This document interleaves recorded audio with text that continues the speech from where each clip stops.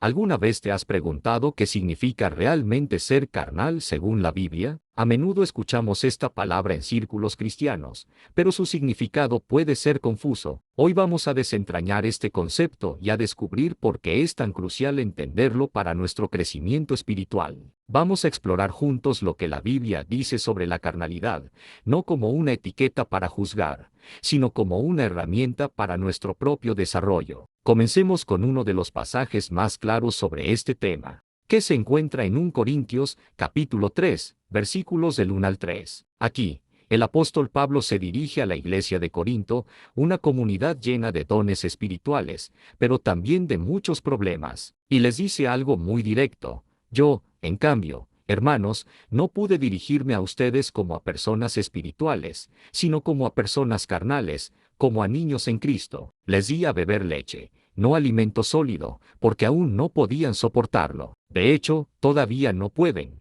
porque son carnales. Analicemos esto. Pablo compara a los cristianos carnales con niños en Cristo. ¿Es malo ser un niño? Claro que no. Cuando alguien recién comienza su camino en la fe, es completamente natural ser espiritualmente inmaduro, así como un bebé necesita leche y no puede comer un filete. La carnalidad, en este sentido, es una etapa inicial. Es el estado en el que nuestros viejos hábitos, nuestras reacciones impulsivas y nuestra forma de pensar centrada en el yo todavía tienen mucha influencia. El problema que Pablo señala no es el hecho de haber empezado como niños, sino el haberse quedado estancados en esa etapa. Les dice todavía no pueden soportar el alimento sólido, lo que implica que ya debería haber habido un progreso. La carnalidad se convierte en un problema cuando se vuelve un estado permanente. Es como ver a un adolescente que todavía exige ser alimentado con biberón. Algo no está bien. La expectativa es el crecimiento. Entonces,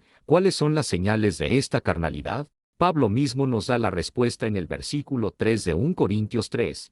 Pues, mientras haya entre ustedes celos y contiendas, no es verdad que son carnales y se comportan como meros hombres. Aquí está la clave: cuando los celos, las envidias, las divisiones y las peleas caracterizan nuestras relaciones, especialmente dentro de la iglesia, estamos actuando desde la carne. Estamos operando bajo un sistema de valores mundano, no bajo la guía del Espíritu Santo. Esencialmente, nos comportamos como si no conociéramos a Dios, como meros hombres. Esto nos lleva a un punto fundamental: la importancia del crecimiento espiritual. La vida cristiana no es un evento único, es un viaje de transformación continua. El libro de Hebreos, en el capítulo 5, versículos 12 al 14, nos da otra advertencia muy seria sobre esto. El autor escribe: aunque ya deberían ser maestros, en realidad necesitan que alguien les vuelva a enseñar los elementos más básicos de la palabra de Dios. Son como niños que necesitan leche y no alimento sólido. Todo aquel que vive de la leche es inexperto en la palabra de justicia.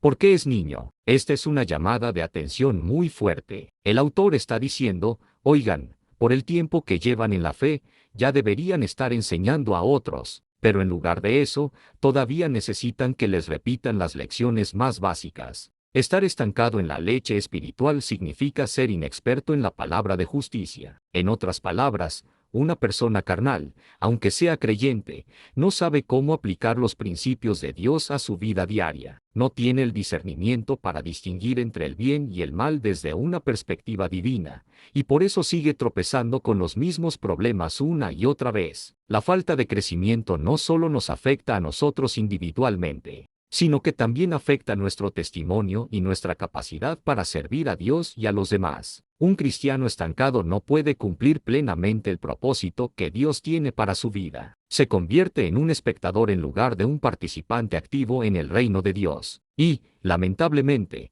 puede ser una fuente de conflicto y división, como vemos en la iglesia de Corinto. Entonces, ¿cómo salimos de este estado? ¿Cómo pasamos de la leche al alimento sólido? La respuesta está en el contraste que la Biblia establece entre vivir según la carne y vivir según el Espíritu. Gálatas 5, versículos 16 y 17. Es increíblemente claro al respecto. Pablo nos da una instrucción directa: así que digo, caminen por el Espíritu, y no satisfagan los deseos de la carne. Porque el deseo de la carne es contra el Espíritu, y el del Espíritu es contra la carne. Y estos se oponen entre sí, para que no hagan lo que quisieran. Aquí vemos una batalla interna que todo creyente experimenta. La carne representa nuestra naturaleza caída, nuestros impulsos egoístas, todo lo que nos arrastra hacia el pecado. El Espíritu es el Espíritu Santo que vive en nosotros desde el momento en que creemos en Cristo, y ambos están en constante oposición. No son amigos, no pueden coexistir pacíficamente. Uno siempre está luchando contra el otro por el control de nuestras decisiones,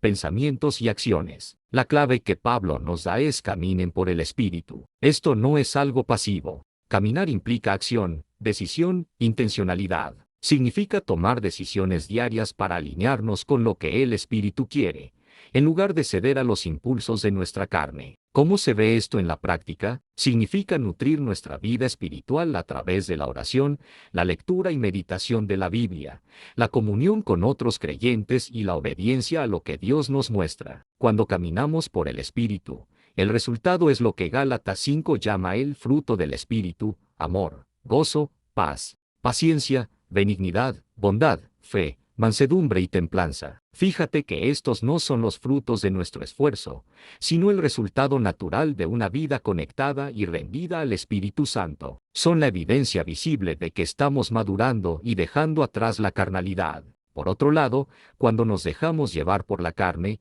el resultado son las obras de la carne: inmoralidad, celos, iras, contiendas, disensiones, envidias, y una larga lista de comportamientos destructivos. Es vital entender que esta lucha no termina. Mientras estemos en este cuerpo, la tensión entre la carne y el espíritu continuará. Sin embargo, la victoria ya ha sido asegurada por Cristo, y a través del poder del Espíritu Santo, tenemos la capacidad de elegir caminar en novedad de vida. La madurez espiritual no es la ausencia de tentación, sino el fortalecimiento de nuestra capacidad para elegir al Espíritu por encima de la carne. En resumen, la Biblia nos presenta un cuadro claro. La carnalidad es una condición de inmadurez espiritual, normal en un nuevo creyente, pero peligrosa si se convierte en un estado permanente. Es vivir dominado por nuestros impulsos naturales en lugar de ser guiado por el Espíritu Santo. Pero no estamos condenados a permanecer así. Dios nos llama a crecer, a pasar de la leche al alimento sólido,